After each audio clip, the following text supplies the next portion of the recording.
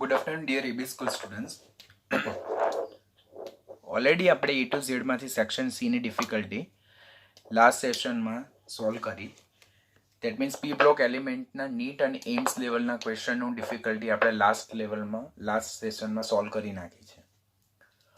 હવે એક હોમવર્ક મેં તમને ઘણા દિવસો પહેલાં near about 10 to 14 days before already મેં તમને એક્સરસાઇઝ માટેનું PDF પાસ આઉટ કરેલું હતું કે જે તમારે જાતે સોલ્વ કરવાની હતી.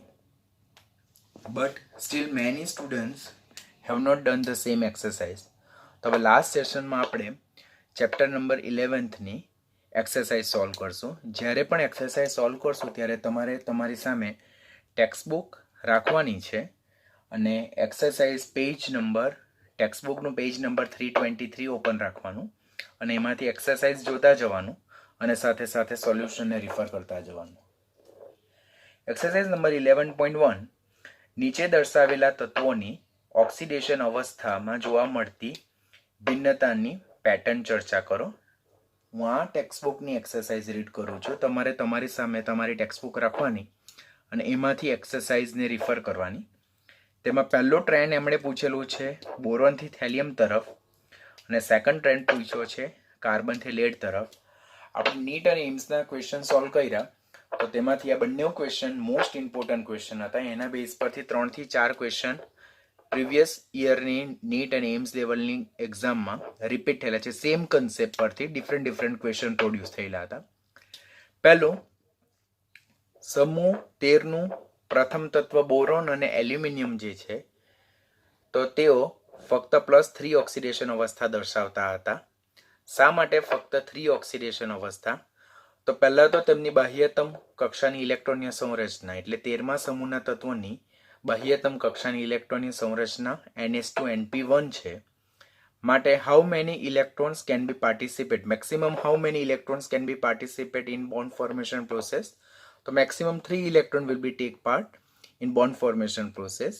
એટલે મહત્તમ 3 ઇલેક્ટ્રોન બંધ બનાવવામાં ભાગ લે છે. માટે એ લોકોની મહત્તમ ઓક્સિડેશન અવસ્થા +3 છે.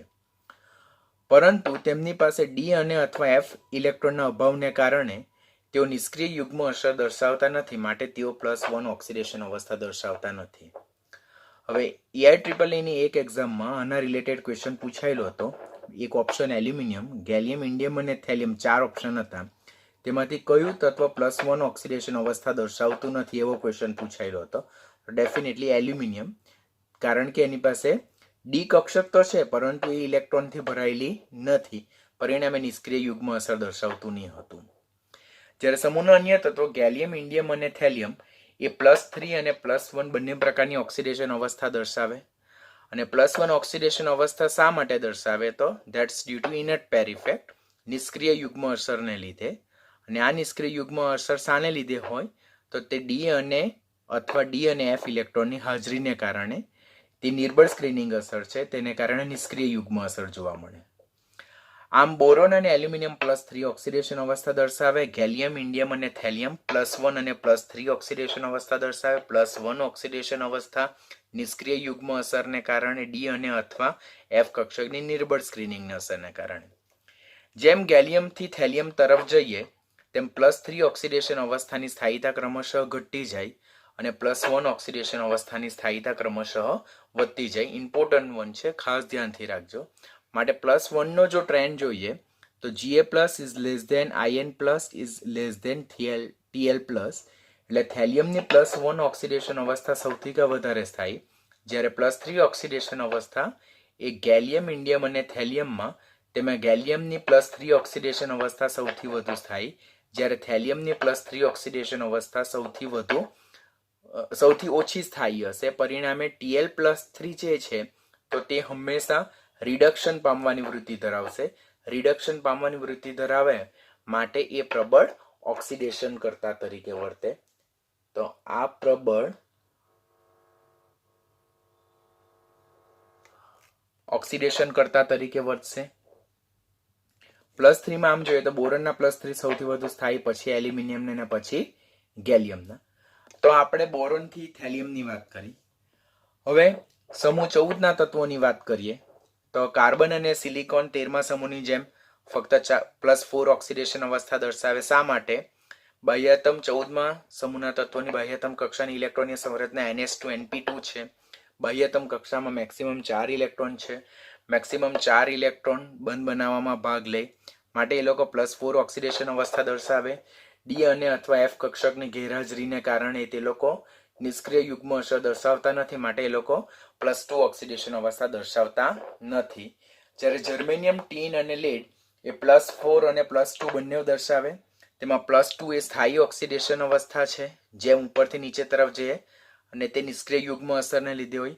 આમ જર્મેનિયમથી લેડ તરફ જતા +4 ની સ્થાયીતા ક્રમશઃ ઘટતી જાય, જ્યારે +2 ની સ્થાયીતા ક્રમશઃ વધતી જાય. નિષ્ક્રિય યુગ્મ અસર વધારે પ્રબળ થતી જાય એટલા માટે.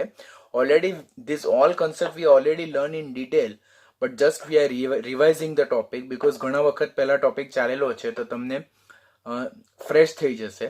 આમ જોઈએ તો +2 ની સ્થાયીતા જોઈએ તો જર્મેનિયમની સૌથી ઓછી સ્થાયી, જ્યારે લેડની +2 સૌથી વધારે સ્થાયી. ઓલરેડી નીટ એમ્સમાં ક્વેશ્ચન પૂછાયેલો છે. જ્યારે જર્મેનિયમની +4 ની સ્થાયીતા સૌથી વધારે માટે અને લેડની +4 અવસ્થા જે સૌથી ઓછી સ્થાયી છે. આના બેઝ પરથી ઓક્સિડેશન કરતા અને રિડક્શન કરતા સ્વભાવ પૂછાયેલો હતો કે Pb+4 જે છે તે હંમેશા +2 માં જવાનો પ્રયત્ન કરે, રિડક્શન પામવાની વૃત્તિ ધરાવે માટે એ કેવો છે? પ્રબળ ઓક્સિડેશન કરતા છે. આમ Pb+4 એ પ્રબળ ઓક્સિડેશન કરતા છે, જે +2 માં રિડક્શન પામવાની વૃત્તિ ધરાવે. તે હંમેશા યાદ રાખવાની. આમ ક્વેશ્ચન નંબર 11.1 ઓવર થાય છે. 11.2 થેલિયમ ટ્રાયક્લોરાઇડની સરખામણીમાં બોરોન ટ્રાયક્લોરાઇડની સ્થાયીતા તમે કેવી રીતે સમજાવશો? તો જો સ્થાયીતા જોઈએ તો થેલિયમ ટ્રાયક્લોરાઇડ કરતા બોરોન ટ્રાયક્લોરાઇડની સ્થાયીતા વધારે છે. બંનેમાં જે સેન્ટ્રલ એટમ જે છે થેલિયમ અને બોરોન, તેની ઓક્સિડેશન અવસ્થા +3 છે. હવે +3 ઓક્સિડેશન અવસ્થા, હવે આપણને ક્વેશ્ચન એમ થાય કે સર આના કરતા આ સંયોજન શા માટે વધારે થાય? તો +3 ઓક્સિડેશન અવસ્થાની સ્થાયીતા જોઈએ તો થેલિયમની તો +1 ઓક્સિડેશન અવસ્થા સ્થાયી છે, સમૂહનું છેલ્લું તત્વ 13મા સમૂહનું. જ્યારે બોરોન સમૂહનું પ્રથમ તત્વ +1 તો દર્શાવતું જ નથી, એની +3 ઓક્સિડેશન અવસ્થા સૌથી સ્થાયી. આમ +3 ઓક્સિડેશન અવસ્થાની સ્થાયીતા એ થેલિયમ +3 કરતા બોરોનની વધારે છે, માટે થેલિયમ ટ્રાયક્લોરાઇડ કરતા બોરોન ટ્રાયક્લોરાઇડ વધારે સ્થાયી જોવા મળે. થેલિયમ માટે થેલિયમ મોનોક્લોરાઇડ એ થેલિયમ ટ્રાયક્લોરાઇડ કરતા વધારે સ્થાયી છે, કારણ કે થેલિયમ મોનોક્લોરાઇડમાં થેલિયમની ઓક્સિડેશન અવસ્થા શું છે? +1 જે છે, તો તે સૌથી વધારે સ્થાયી, સમૂહનું છેલ્લું તત્વ છે, મોસ્ટ સ્ટેબલ.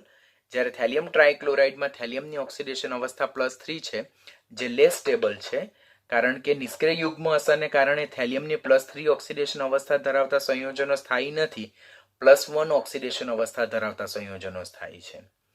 માટે થેલિયમ ટ્રાયક્લોરાઇડ કરતા બોરોન ટ્રાયક્લોરાઇડ વધુ સ્થાયી પ્રકારનું સંયોજન જોવા મળે છે. 11.3 ક્વેશ્ચન, બોરોન ટ્રાયફ્લોરાઇડ જે છે તો તે લુઇસ એસિડ તરીકે વર્તે છે, શા માટે? તો બોરોન ટ્રાયફ્લોરાઇડનું બંધારણ જોવાનું. તો મધ્યસ્થ બોરોન પરમાણુનો ડોટેડ જે છે તો તે બોરોનના 3 ઇલેક્ટ્રોન છે. બોરોન 13મા સમૂહનું તત્વ, બાહ્યતમ કક્ષામાં 3 ઇલેક્ટ્રોન, તો એના 3 ઇલેક્ટ્રોન બંધ બનાવવામાં ભાગ લે છે. જે ડોટ છે તે બોરોનના ઇલેક્ટ્રોન છે, જે ક્રોસ જે છે ચોકડીવાળા તે ફ્લોરિનના ઇલેક્ટ્રોન છે. આ મધ્યસ્થ બોરોન જે છે તેની સરાઉન્ડિંગમાં 2 ને 2 4 અને 2 6 કુલ 6 ઇલેક્ટ્રોન છે. હવે અષ્ટક પૂર્ણ કરવા માટે તેને 1 ઇલેક્ટ્રોન યુગ્મની વૃત્તિ ધરાવે છે.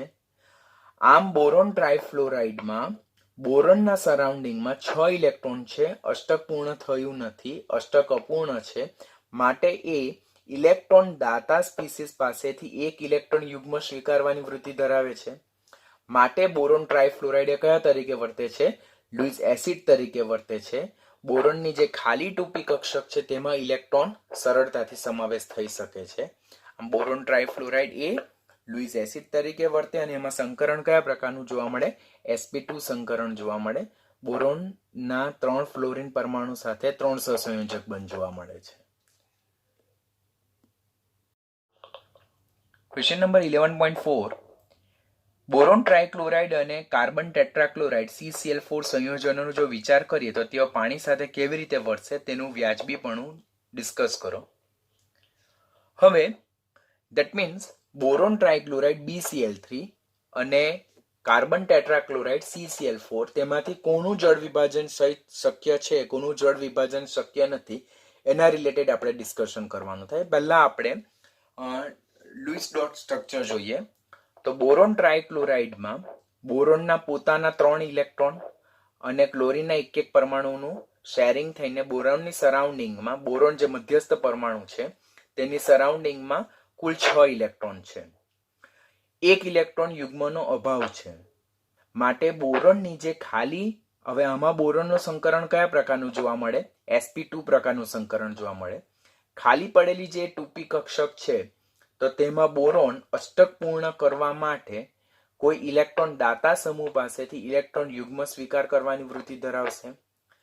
આમ બોરોન ટ્રાયક્લોરાઇડ જે છે તો તે ઇલેક્ટ્રોન ડેફિશિયન્ટ મોલેક્યુલ તરીકે વર્તે, ઇલેક્ટ્રોન ઉણપ ધરાવતા અણુ તરીકે વર્તે છે, કારણ કે એનું અષ્ટક અહીંયા પૂર્ણ થયું નથી.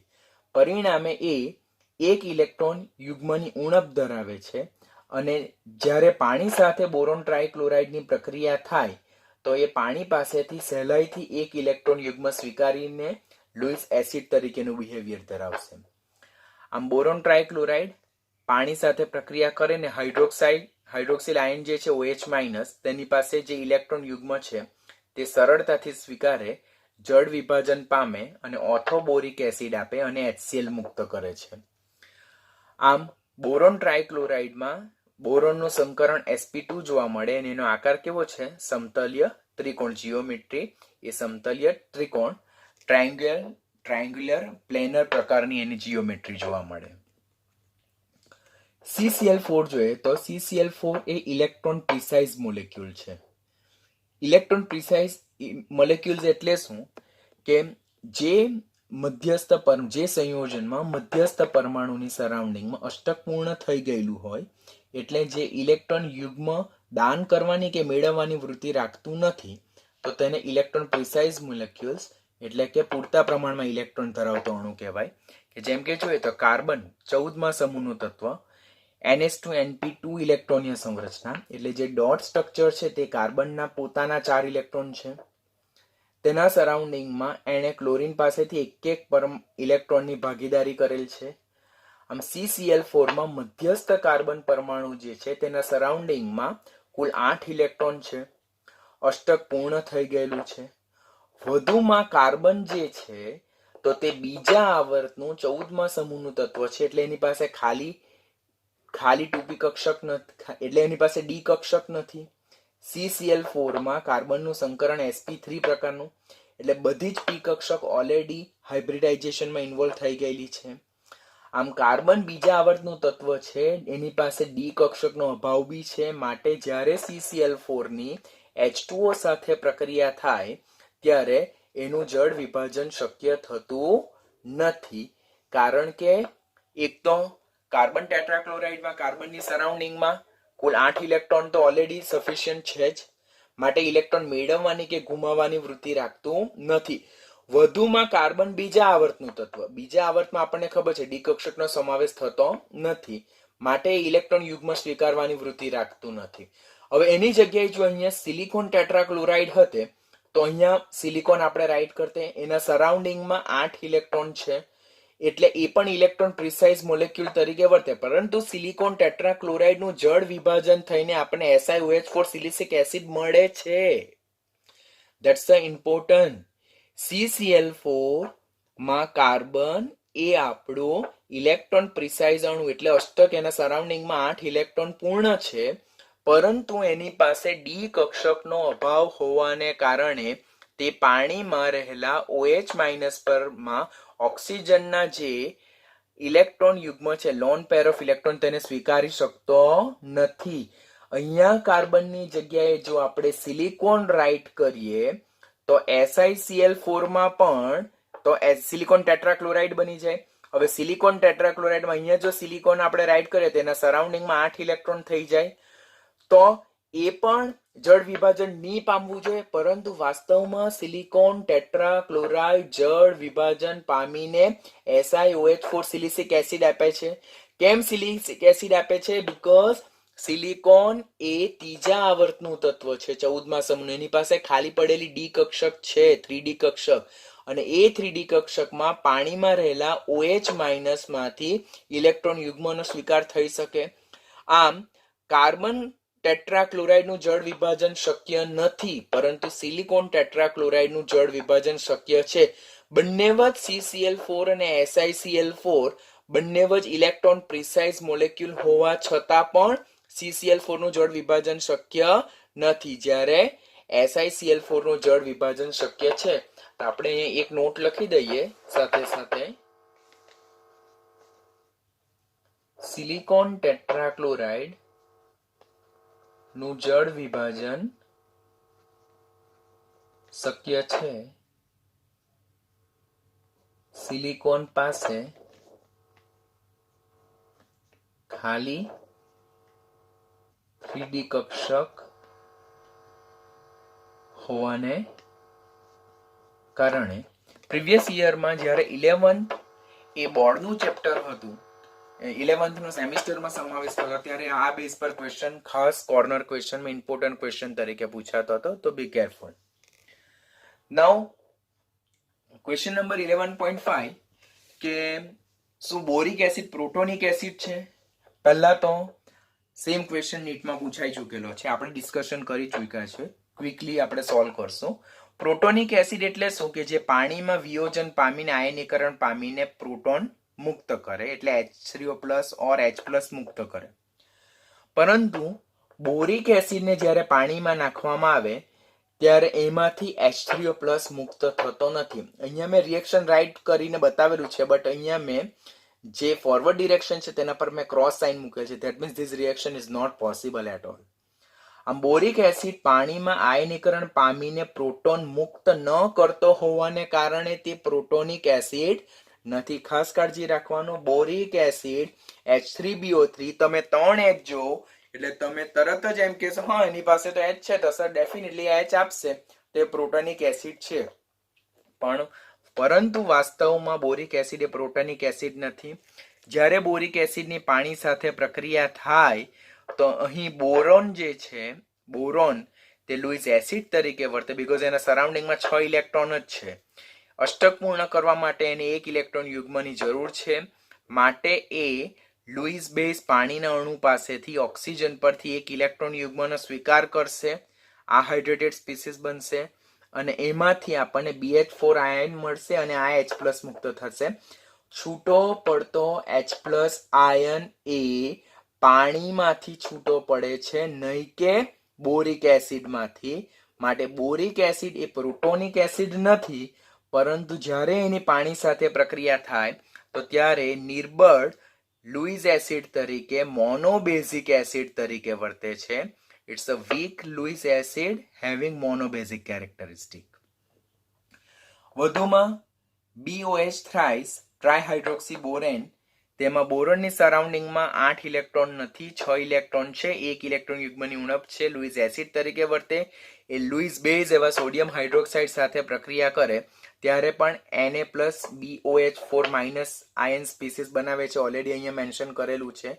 ઓર એ સોડિયમ મેટાબોરેટ દર્શાવે, જે પણ એનો કયો સ્વભાવ દર્શાવે છે? લુઈસ એસિડ સ્વભાવ દર્શાવે છે. This reaction is also important competitive point of view. Then question number 11.6, જ્યારે બોરિક એસિડને ગરમ કરવામાં આવે ત્યારે શું થાય? તો આપણે ઓલરેડી ફ્લોચાર્ટ લર્ન કરી ચૂક્યા છે કે 4 moles of boric acid ને જ્યારે હીટ કરવામાં આવે at 370 કેલ્વિન ટેમ્પરેચર, પાણીના 4 અણુ છૂટા થશે. પહેલા આપણને મેટાબોરિક એસિડ મળશે, તેને 410 કેલ્વિન તાપમાન એટલે 370 કેલ્વિનથી ઊંચા તાપમાને ગરમ કરવામાં આવે તો પાણીનો એક અણુ દૂર થાય અને આપણને ટેટ્રાબોરિક એસિડ મળે. એને આપણે લાલ ચોળ ગરમ કરશું, તેમાંથી પાણીનો એક અણુ દૂર થશે અને 2 moles of B2O3 મળે, જેને બોરોન ટ્રાયોક્સાઇડ કહેવાય, ઓર એને જ બોરિક એનહાઇડ્રેટ પણ કહેવાય.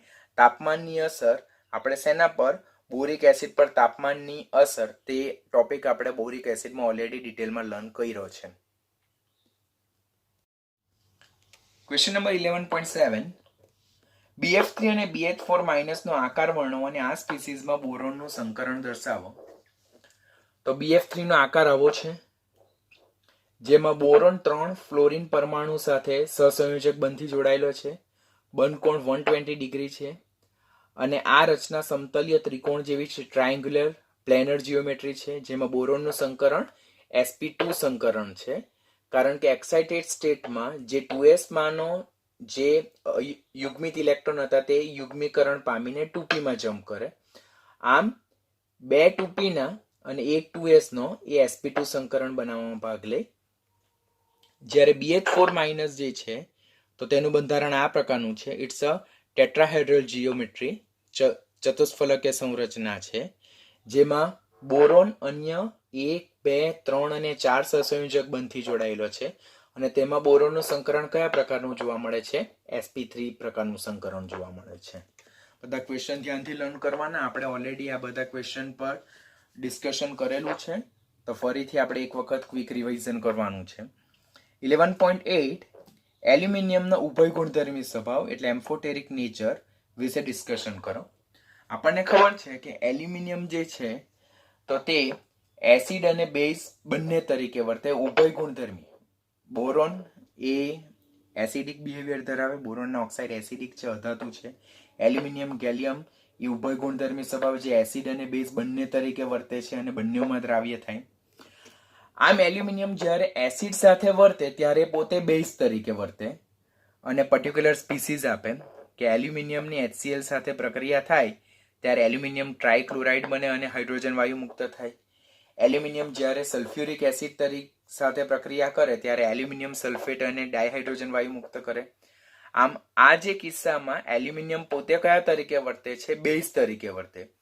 હવે એલ્યુમિનિયમ જ્યારે બેઝ સાથે પ્રક્રિયા કરે ત્યારે એ પોતે કયા તરીકે વર્તે છે? એ પોતે એસિડ તરીકે વર્તે છે અને એ કયું સંયોજન આપે છે?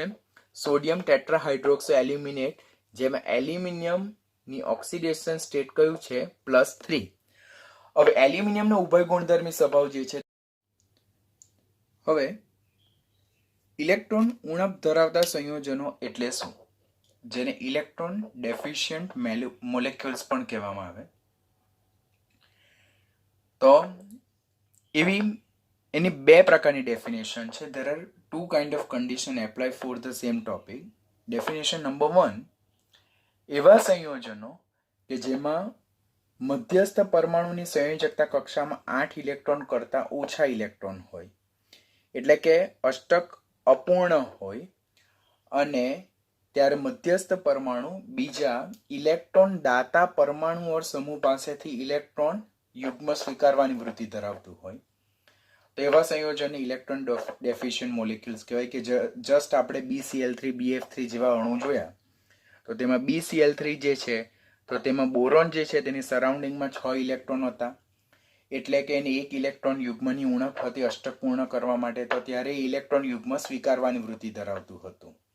તો એવા સંયોજનોને આપણે ઇલેક્ટ્રોન ડેફિશિયન્ટ મોલેક્યુલ્સ કહીએ.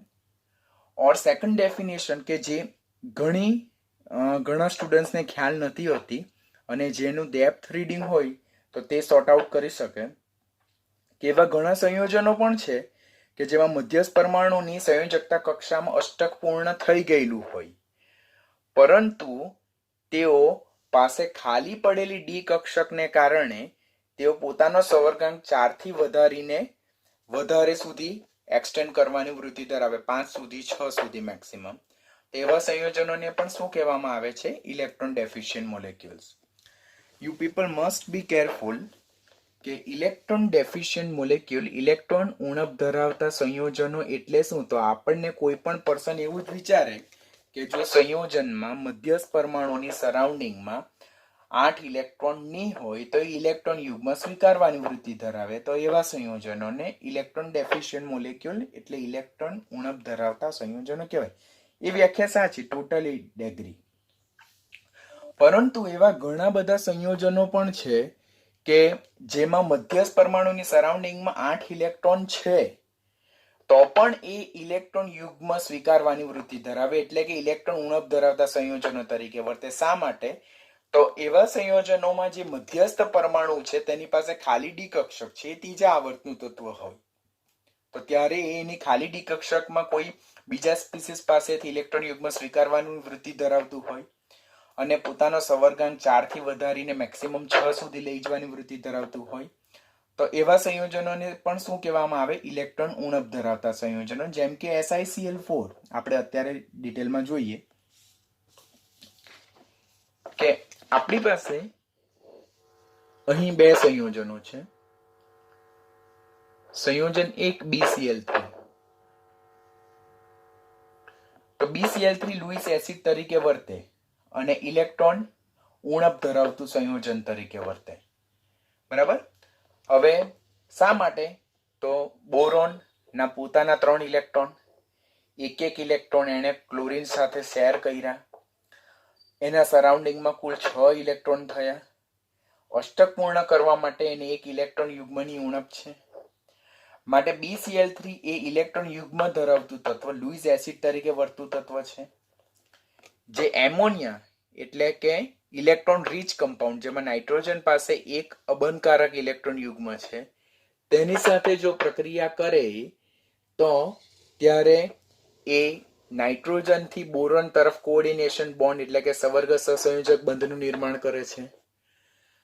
આમ જે બોરોન ટ્રાયક્લોરાઇડ જે છે તે એમોનિયા સાથે પ્રક્રિયા કરે તો there is a formation of coordination bond between nitrogen to boron, because nitrogen electron યુગ્મ નું દાન કરે છે, જ્યારે બોરોન ઇલેક્ટ્રોન યુગ્મનો સ્વીકાર કરે, તો કોઓર્ડિનેશન બોન્ડ દાતાથી જે મેળવનાર હોય તેના તરફ રચાય.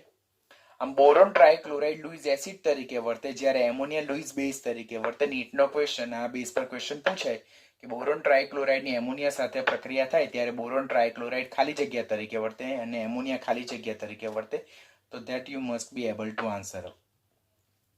હવે સિલિકોન ટેટ્રાક્લોરાઇડ, તેમાં સિલિકોનની સરાઉન્ડિંગમાં 8 ઇલેક્ટ્રોન છે. અષ્ટક પૂર્ણ થઈ ગયું. તો હવે તો આપણે એમ વિચાર કે ઇટ્સ ઇલેક્ટ્રોન પ્રિસાઇઝ મોલેક્યુલ, એટલે કે એના સરાઉન્ડિંગમાં તો 8 ઇલેક્ટ્રોન તો છે, 4 ઇલેક્ટ્રોન યુગ્મ 8 ઇલેક્ટ્રોન છે. માટે એ ઇલેક્ટ્રોન મેળવવાની કે ઇલેક્ટ્રોન ગુમાવવાની કે મેળવવાની વૃત્તિ નહીં રાખે. માટે ઇલેક્ટ્રોન ઉણપ ધરાવતું તત્વ તરીકે ની વર્તતું હોવું જોઈએ એવું વિચારીએ, પણ that is wrong. Y it is wrong? Because SiCl4 જે છે તો તેમાં જે મધ્યસ્થ સિલિકોન છે તેની સરાઉન્ડિંગમાં ભલે 8 ઇલેક્ટ્રોન હોય, અષ્ટક પૂર્ણ હોય, પરંતુ સિલિકોન એ 14મા સમૂહનું ત્રીજા આવર્તનું તત્વ છે. પરિણામે એની પાસે ખાલી 3D કક્ષક છે.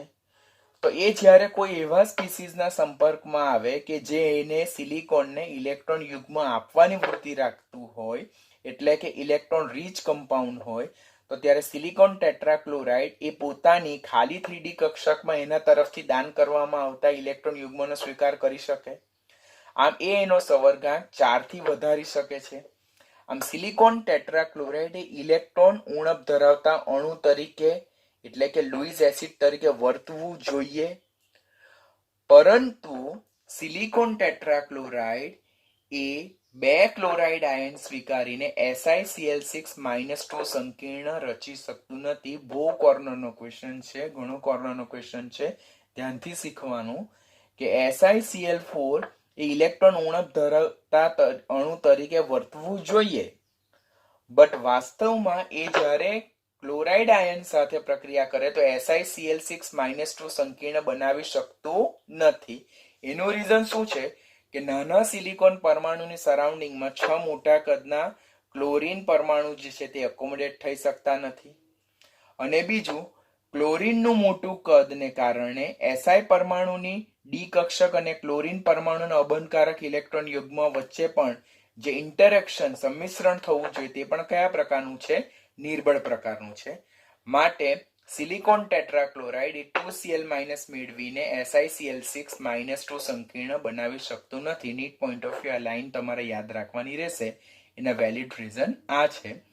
તો આના બેઝ પરથી આપણે આન્સરને જસ્ટિફાઈ કરી શકીએ. BCl3 અને SiCl4 ઇલેક્ટ્રોન ઉણપ ધરાવતી સ્પીસીસ હોઈ શકે. BCl3 તો કન્ફર્મ છે જ. SiCl4 માં Cl- ના કેસમાં એ ઇલેક્ટ્રોન યુગ્મનો સ્વીકાર કરીને SiCl6-2 સંકીર્ણ આયન રચી શકતું નથી. ક્વેશ્ચન નંબર 11.10 કાર્બોનેટ આયન અને બાયકાર્બોનેટના રેઝોનન્સ સ્ટ્રક્ચર એટલે કે સહસ્પંદન બંધારણ લખો. તે ઓલરેડી આપણે કાર્બોનિક એસિડમાં ડિટેલમાં લર્ન કર્યા છે એટલે અહીંયા એના વિશે આપણે ડિસ્કશન નથી કરતા. ક્વેશ્ચન નંબર 11.11 નીચેના સ્પીસીસમાં કાર્બનનું સંકરણ દર્શાવો. તો આપણને ખબર છે કે કાર્બોનેટ આયનમાં કાર્બન 2 ઓક્સિજન સાથે કોવેલેન્ટ બોન્ડ અને ત્રીજા ઓક્સિજન સાથે પાઈ બંધ બનાવે છે એટલે કે એમાં સંકરણ sp2 પ્રકારનું છે. હીરામાં જે કાર્બન છે તો 4 અન્ય કાર્બન સાથે સહસંયોજક કોવેલેન્ટ બંધથી જોડાયેલો છે માટે એમાં કાર્બનનું સંકરણ sp3 છે. ગ્રેફાઇટમાં પ્રત્યેક કાર્બન પરમાણુ 3 કાર્બન પરમાણુ સાથે સહસંયોજક બંધથી જોડાયેલા છે અને ચોથો જે વેલેન્સ ઇલેક્ટ્રોન જે છે તો તે પાઈ બંધ બનાવવામાં ભાગ લે એટલે વિસ્થાનીકૃત ઇલેક્ટ્રોન તરીકે બિહેવ કરે માટે ગ્રેફાઇટનું સંકરણ કયા પ્રકારનું છે? ગ્રેફાઇટમાં કાર્બનનું સંકરણ sp2 પ્રકારનું છે. Important question, NEET point of view ધ્યાન રાખવાનું. 11.10 what is a 11.12 what is the difference between diamond and graphite? એટલે હીરો અને ગ્રેફાઇટના ગુણધર્મોમાં જોવા મળતી વિભિન્નતા વિશે ડિસ્કશન કરો. તો તે ઓલરેડી આપણે કાર્બનના અપર રૂપો જે ક્વેશ્ચન લર્ન કરેલો તેમાં સ્ફટિકમય અપર રૂપોમાં હીરો અને ગ્રેફાઇટના તફાવતના સંદર્ભમાં જ આપણે જોઈ ચૂક્યા છે એટલે આપણે અહીંયા સ્પેશિયલી રિફર કરવાની જરૂરિયાત નથી, તમારે તફાવત સંદર્ભમાં જોઈ લેવાનું. 11.13 નીચે દર્શાવેલા વિધાનો માટે આર્ગ્યુમેન્ટ્સ કરો અને એના પ્રક્રિયા સમીકરણ લખો. ધેટ મીન્સ તર્કસંગત દલીલો કરો. પહેલું જ લેડ 2 ક્લોરાઇડ ક્લોરીન સાથે પ્રક્રિયા કરીને PbCl4 બનાવે છે. લેડ 2 ક્લોરાઇડ Cl2 સાથે પ્રક્રિયા કરીને PbCl4 બનાવે છે.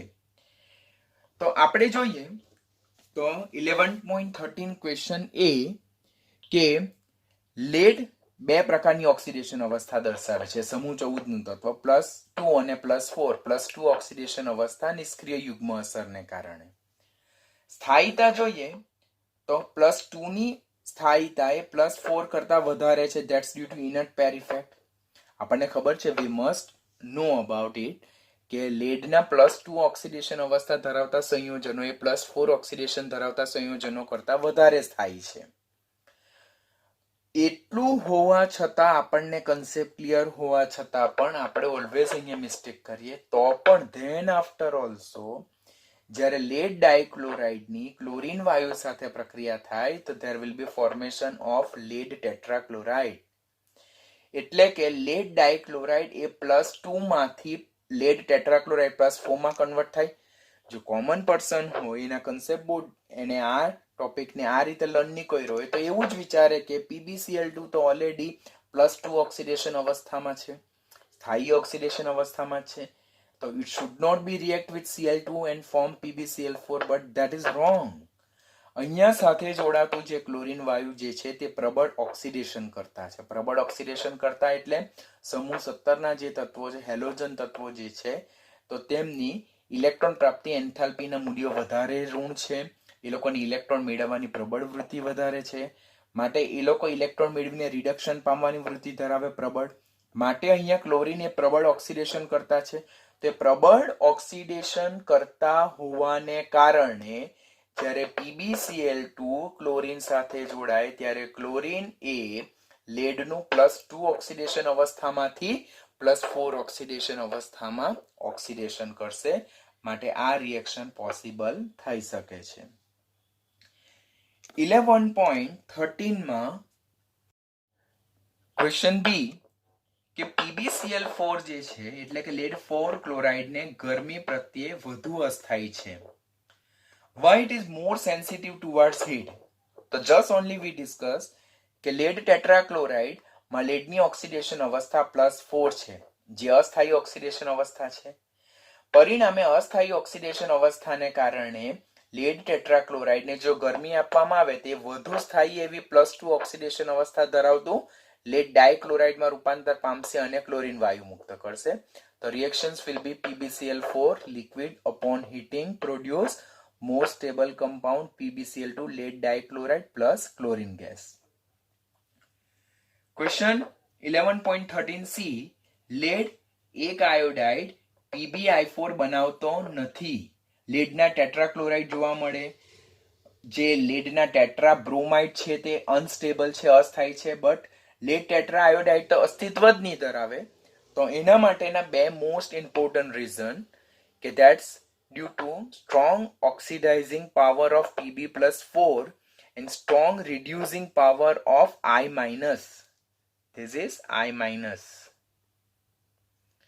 Strong એટલે Pb+4 નો પ્રબળ ઓક્સિડેશન કરતા સ્વભાવને કારણે અને આયોડાઇડ આયનના પ્રબળ રિડક્શન કરતા સ્વભાવને કારણે PbI4 એટલે કે લેડ ટેટ્રા આયોડાઇડનું અસ્તિત્વ શક્ય નથી અને એ ઇઝીલી ડિકમ્પોઝ થઈને લેડ ડાયઆયોડાઇડ અને આયોડિન જે સોલિડ છે તેમાં રૂપાંતર પામે. એટલે કે અહીંયા લેડની +4 ઓક્સિડેશન અવસ્થા છે. અત્યારે જ આપણે લર્ન કર્યું ડાયક્લોરાઇડમાં અને ટેટ્રાક્લોરાઇડમાં તે અનુસાર. અને અહીંયા +2 એટલે લેડ ટેટ્રા આયોડાઇડ એ મોર સ્ટેબલ એવા લેડ ડાયઆયોડાઇડમાં રૂપાંતર પામે અને આયોડિનને રિલીઝ કરશે. તો ઓલરેડી આપણે જ્યારે ટોપિકને જ્યારે આપણે લર્ન કરતા હતા તો ત્યારે આ ટોપિકને ઓલરેડી આપણે બહુ ડિટેલમાં શીખ્યા છે કે શરૂઆતમાં લેડ ટેટ્રા આયોડાઇડમાં લેડ અને આયોડિન વચ્ચે બંધ તો બની જાય છે, but during this bond formation process sufficient અમાઉન્ટમાં હીટ રિલીઝ નથી થતી કે જે 6s માં રહેલા ઇલેક્ટ્રોન જે આ યુગ્મિત ઇલેક્ટ્રોન છે તેનું યુગ્મીકરણ કરીને એને ડાયરેક્ટ 6pz માં એને ઉત્તેજિત અવસ્થામાં જમ્પ કરાવી શકે. પરિણામે જો 4 અયુગ્મિત ઇલેક્ટ્રોન ન થાય તો લેડના આયોડિન સાથેના PbI4 ટેટ્રા આયોડાઇડ શક્ય નથી. તો પહેલું વેલિડ રીઝન શું હોઈ શકે? Pb+4 નો પ્રબળ ઓક્સિડેશન કરતા સ્વભાવ અને આયોડાઇડ આયનનો પ્રબળ રિડક્શન કરતા સ્વભાવ. વધારે ડિટેલમાં જોઈએ તો શરૂઆતમાં PbI બંધ બને છે, પરંતુ આ બંધ દરમિયાન એટલા સફિશિયન્ટ અમાઉન્ટમાં ઉર્જા નથી મુક્ત થતી કે જે 6s માં રહેલા યુગ્મિત ઇલેક્ટ્રોનનું અયુગ્મીકરણ કરીને એને 6pz માં જમ્પ કરાવી શકે. માટે આ પ્રકારની અવસ્થા જનરેટ નથી થતી ઉત્તેજિત અવસ્થામાં, લેડની ઉત્તેજિત અવસ્થામાં. પરિણામે લેડના ટેટ્રા આયોડાઇડ શક્ય નથી. બીજુંમાં જોઈએ તો લેડ ટેટ્રા આયોડાઇડમાં લેડની ઓક્સિડેશન અવસ્થા કઈ છે? +4 ઓક્સિડેશન અવસ્થા છે, જેની સ્થાયીતા ઓછી છે. અને લેડની નિષ્ક્રિય યુગ્મી અસરને કારણે કઈ ઓક્સિડેશન અવસ્થા વધુ સ્થાયી છે? +2 ઓક્સિડેશન અવસ્થા વધુ સ્થાયી છે. માટે Pb+4 આયન જે છે તે રિડક્શન પામીને વધુ સ્થાયી એવા Pb+2 આયનમાં રૂપાંતર પામે. આમ Pb+4 એ પ્રબળ ઓક્સિડેશન કરતા તરીકે વર્તે because it is going to reduce to more stable state, that is +2 oxidation state. વધુમાં I- આયન જે છે સમૂહ 17 નું છેલ્લું તત્વ એટલે કે મેઇન હેલોજનમાં ફ્લોરિન, ક્લોરિન, બ્રોમિન, આયોડિનમાં જે આયોડાઇડ આયન છે તેનું કદ પણ મોટું છે. તેને કારણે તે પ્રબળ રિડક્શન કરતા તરીકે વર્તે અને ઇઝીલી ઓક્સિડેશન પામીને શેમાં રૂપાંતર પામે છે? I2 માં ઓક્સિડેશન પામે છે. આમ lead I4 lead tetra iodide જે છે PbI4 જે છે તેમાં Pb+4 આયન રિડક્શન પામીને મોર સ્ટેબલ એવા લેડ ડાયઆયોડાઇડમાં રૂપાંતર પામે અને અહીંયા રહેલો જે આયોડાઇડ આયન જે છે તો તે I2 માં ઓક્સિડેશન પામશે ફ્રોમ -1 to 0 ઓક્સિડેશન સ્ટેટ. અને જેમ લેડ ટેટ્રા આયોડાઇડનું અસ્તિત્વ નથી લેડ, તેવી જ રીતે લેડ ટેટ્રા બ્રોમાઇડ પણ સ્થાયી રૂપે અસ્તિત્વ ધરાવતો નથી. It can be exist but it is not found as a stable one. જ્યારે લેડ ટેટ્રાક્લોરાઇડ માં આ જે અન્ય હેલાઇડ છે બ્રોમાઇડ અને આયોડાઇડ કરતા લેડ ટેટ્રાક્લોરાઇડ અને લેડ જે ટેટ્રા બ્રોમાઇડ જે છે તે સાપેક્ષમાં સ્થાયી પ્રકારના હેલાઇડ છે લેડના.